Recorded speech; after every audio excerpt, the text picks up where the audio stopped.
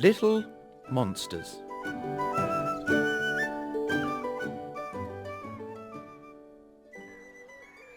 Once upon a time, in England, there was a scarecrow. He stood in a field and looked like a man. But he wasn't a real man. The scarecrow was made of straw. The scarecrow's head was an old football. His face was painted on. 2 eyes, a nose, and a smiling mouth. He didn't have hair, but he did have a hat. It was brown and made of felt. A farmer used to wear it long ago. His clothes had come from the farmer too. A long brown coat with lots of pockets, an old pair of jeans with holes in the legs, a worn-out leather belt with a rusty buckle, a red scarf with white stripes. The scarecrow didn't have shoes because he didn't have feet. A wooden pole kept him standing in the ground. He never moved. The scarecrow liked being in the field. He saw the sun come up every morning. He watched the clouds drift across the sky. At night, he gazed at the moon and counted the stars.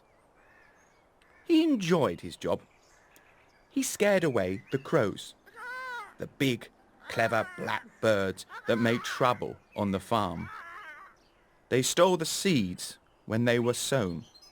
They pecked at the vegetables when the leaves began to grow. The scarecrow knew without him nothing would grow at all. But this year, the scarecrow had a problem. The farmer had stuffed him full of new straw, clean yellow straw. It made a good body. The scarecrow was very happy. His coat fitted him much better now, and he felt smart. The problem was the crows. It was springtime, so they were building nests. They were looking for things to use, and they had spotted the new straw. It was perfect. 3 crows sat on a fence and looked at the scarecrow. "Caw-caw! Look at him," said one. "He has fresh straw in all his pockets. My little ones would love to sleep on that. I'm going to get some." Caw-caw! The crow flew across the field and landed on the scarecrow. He pushed his sharp black beak into the straw and pulled some out. Then he flew off back to his nest. "Look at that," said the next crow. "It was easy. I'm going to steal some too." The second crow flew to the scarecrow. He took some straw. Then the third crow flew over and stole some more. All day long, the crows flew from their nest to the scarecrow. They stole more and more straw, but the scarecrow couldn't stop them. He couldn't run after them. He couldn't wave his arms. Shouting made no difference.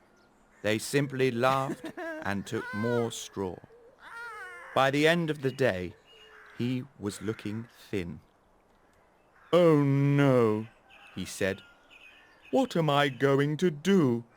If they take more tomorrow, there will be nothing left of me." "I can help," said a tiny voice. The scarecrow looked down. There was a mouse sitting on his belt buckle. "I can scare the crows away," said the mouse. The scarecrow smiled. "That is very kind of you, but I don't think they would be scared. You are very small." "That is true," said the mouse.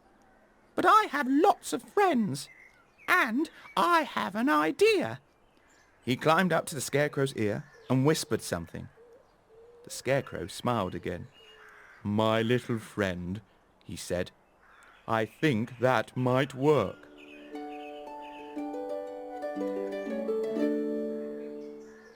The next day came. The 3 crows flew down to the fence. "Ha ha!" said the first crow. The straw man is still there. I'm going to take more of his stuffing. He flew to the Scarecrow. Just as he landed, Yah! 20 mice jumped out of the Scarecrow's clothes and roared at him. They waved their arms, pulled faces, did everything they could to appear big and scary.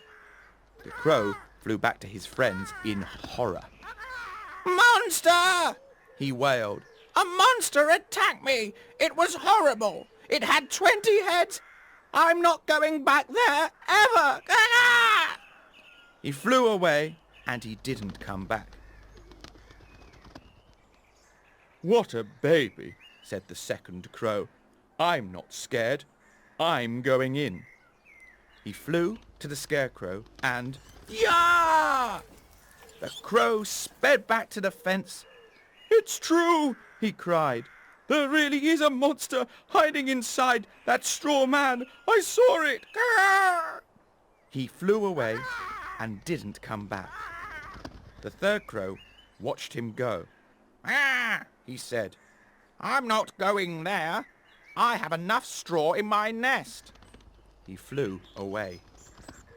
"Yes!" cried the Scarecrow. "You've done it! They've gone!" The mice came out of their hiding holes. They cheered and danced and hugged each other. "I wish I could give you all something," said the Scarecrow. "A gift to say thank you." "You can give us something," said the mouse. "A home. Your pockets are very warm and comfortable. We would love to stay." "Then you shall stay," smiled the Scarecrow. "My little monsters."